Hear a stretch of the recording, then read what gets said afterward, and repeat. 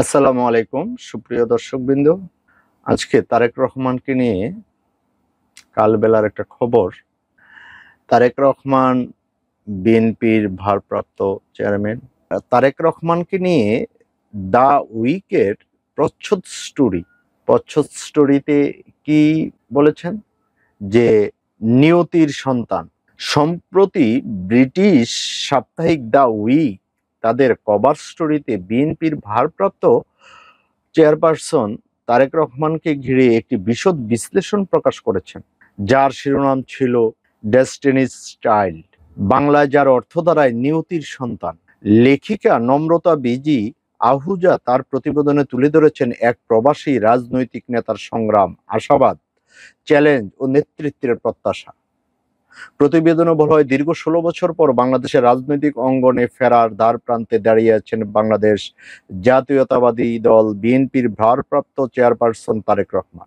লন্ডনে নির্বাসিত জীবন কাটানো এই নেতার ঢাকা ফেরাকে ঘিরে দেশের রাজনীতিতে জোর আলোচনা শুরু করেছে। বিশেষজ্ঞরা বলেছেন, তারেক রহমানের প্রত্যাবর্তন শুধু একটি রাজনৈতিক ঘটনা নয়, এটি হতে পারে বাংলাদেশে নতুন এক রাজনৈতিক যুগের সূচনা।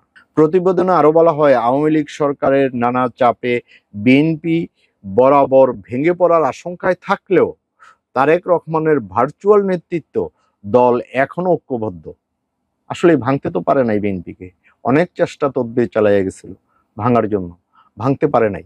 অবশেষে বিএনপির মতোই আছে। প্রতিবেদনে আরো বলা হয়, আওয়ামী লীগ সরকারের নানা চাপে বিএনপি বারবার ভেঙে পড়ার আশঙ্কা থাকলেও তারেক রহমানের ভার্চুয়াল নেতৃত্বে দল এখনো ঐক্যবদ্ধ। বিশেষ করে তার বর্তমান সময়ে দল যখন রাজনৈতিকভাবে নতুন একটি যাত্রার পথে, তখন তার ফেরাকে কেন্দ্র করে দলের মধ্যে একটি নবজাগরণ লক্ষ্য করা যাচ্ছে। তারেক রহমানের জন্ম রাজনীতির আলো আধারিতে। তিনি স্বাধীনতা পরবর্তী বাংলাদেশের দুই প্রভাবশালী রাজনৈতিক ব্যক্তিত্ব, প্রয়াত রাষ্ট্রপতি জিয়াউর রহমান ও সাবেক প্রধানমন্ত্রী খালেদা জিয়া এর পুত্র। জিয়া স্বাধীনতা পরবর্তী বাংলাদেশে জাতীয়তাবাদী রাজনীতির জনক হিসাবে বিবেচিত। 1981 সালে সেনাবাহিনীর একটি অভ্যুত্থানে তার মৃত্যু হয়। এরপর খালেদা জিয়া দলের দায়িত্ব নেন এবং 90-এর দশকে শেখ হাসিনার সঙ্গে মিলেই স্বৈরাচার বিরোধী আন্দোলনে নেতৃত্ব দিয়ে এরশাদ সরকারকে পতন ঘটান। তারেক রহমান প্রথম সারির রাজনীতিতে নাম লেখান 1988 সালে। তবে দলীয় কর্মকাণ্ডে উল্লেখযোগ্যভাবে সক্রিয় হন 2001 সালের জাতীয় নির্বাচনে, যখন বিএনপি নিরঙ্কুশ বিজয় অর্জন করে। এই সময়ে তিনি হয়ে ওঠেন দলের দ্বিতীয় কেন্দ্রবিন্দু। 2007 সালে রাজনৈতিক অস্থিরতার সময় তত্ত্বাবধায়ক সরকার ক্ষমতায় আসে এবং দুর্নীতির অভিযোগে তারেককে গ্রেপ্তার করা হয়। পরে তিনি প্যারোলে মুক্তি পেয়ে চিকিৎসার জন্য লন্ডনে যান, যেখান থেকে শুরু হয় তার দীর্ঘ রাজনৈতিক নির্বাসন। লন্ডনে অবস্থানকালে তারেক রহমান সরাসরি রাজনীতিতে না থাকলেও বিএনপির প্রতিটি গুরুত্বপূর্ণ সিদ্ধান্তই তার ভূমিকা ছিল স্পষ্ট। 2009 সালে পঞ্চম জাতীয় কাউন্সিলে তিনি সিনিয়র ভাইস চেয়ারম্যান নির্বাচিত হন এবং 2016 সালে পুনর্নির্বাচিত হন। এরপর মায়ের কারাবরণের প্রেক্ষাপটে দলের ভারপ্রাপ্ত চেয়ারম্যান হিসেবে দায়িত্ব পালন শুরু করেন। বিএনপির অভ্যন্তরীণ সংকট এবং আওয়ামী লীগের পক্ষ থেকে একাধিকবার দল ভাঙার চেষ্টা সত্ত্বেও তারেক রহমান ও মির্জা ফখরুল ইসলাম আলমগীরের নেতৃত্বে দল আজ সংগঠিত রয়েছে। তারেক রহমানের উপদেষ্টাদের মতে, এবার আর শুধু নেতৃত্ব নয়, একটি সুসংগঠিত ভিশন নিয়েই ফিরতে চান তিনি। তার উপদেষ্টা মাহাদি আমিন জানিয়েছেন, তারেক রহমান বাংলাদেশে এমন একটি রাজনৈতিক কাঠামো গড়তে চান যেখানে গণতন্ত্র, স্বচ্ছতা, উন্নয়ন থাকবে অভিন্ন সূত্রে গাঁথা। যেখানে গণতন্ত্র, স্বচ্ছতা ও উন্নয়ন অভিন্ন সূত্রে গাঁথা থাকবে।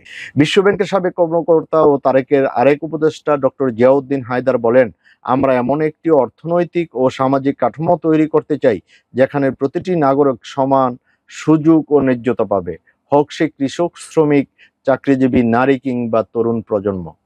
সমর্থকরা বিশ্বাস করেন, দেশের রাজনীতিতে আজ প্রয়োজন একটা বিকল্প শক্তির, যেটি গণতন্ত্র, জবাবদিহিতা ও সমতা নিশ্চিত করতে পারে। অন্যদিকে সমালোচকরা মনে করেন, তারেক এখনো তার অতীতের বিতর্কগুলো থেকে বেরিয়ে আসতে পারেননি। বিশেষ করে দুর্নীতির মামলাগুলো এখনো ঝুলে আছে এবং তাকে আইনি চ্যালেঞ্জের মুখোমুখি হতে হবে যদি দেশে ফেরেন।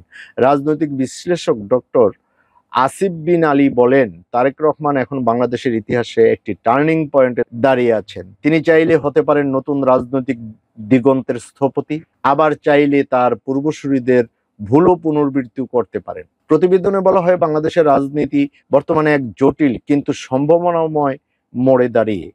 এই মুহূর্তে তারেক রহমানের দেশে ফেরা শুধু বিএনপি নয়, গোটা দেশের ভবিষ্যতের উপর প্রভাব ফেলতে পারে। প্রশ্ন হচ্ছে, তিনি কি পারবেন নিজেকে অতীত থেকে আলাদা করে ভবিষ্যতের জন্য প্রস্তুত করতে? তা আমাদের তো মনে হয় অলরেডি প্রস্তুত করেই ফেলছে উনি। পারবেন কি এক নতুন রাজনৈতিক চর্চা শুরু করতে, যেখানে জনগণের দাবি দেওয়াই হবে প্রধান মুখ্য বিষয়? সব উত্তর এখন সময়ের হাতে।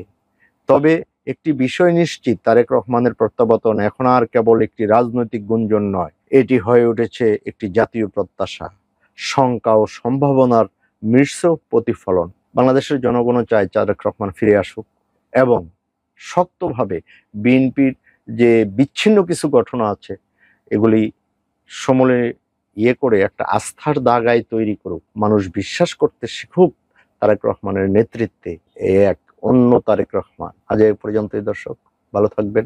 আল্লাহ হাফিজ।